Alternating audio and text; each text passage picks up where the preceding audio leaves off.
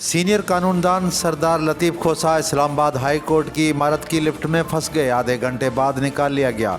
Islamabad high court में Toshakhana case में chairman Pakistan Tehreek Insaf के वकील लतीफ़ खोसा लिफ्ट में फंस गए थे। रेस्क्यू टीम की मदद से लिफ्ट खोलकर वकला को बाहर निकाल लिया गया। अवाम का बिजली के बिल जमा न कराने का ऐलान। तुनसा शरीफ में बिजली बिलों के खिलाफ शहरी सरापा एहतजाज बन गए। अवाम ने बिजली के बिल जमा न कराने का ऐलान कर दिया। एहतजाज में अंजुमन ताजरान, जमात इस्लामी और सिविल सोसाइटी के नुमाइंदे भी शरीक हुए। अंजुमन ताजरान तुनसा ने बिजली बिलों के खिलाफ मुकम्मल पयाजाम हड़ताल काल दे दी।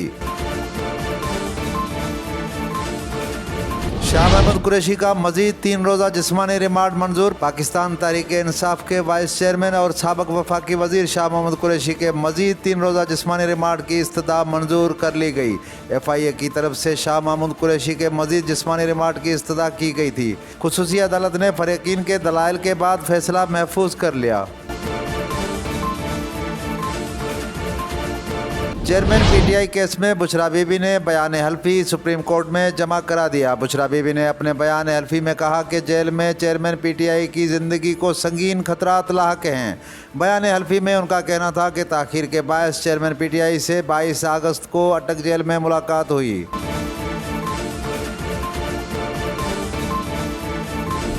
दिवालिया होने वाले श्रीलंका ने इलेक्ट्रिक कार तैयार कर ली।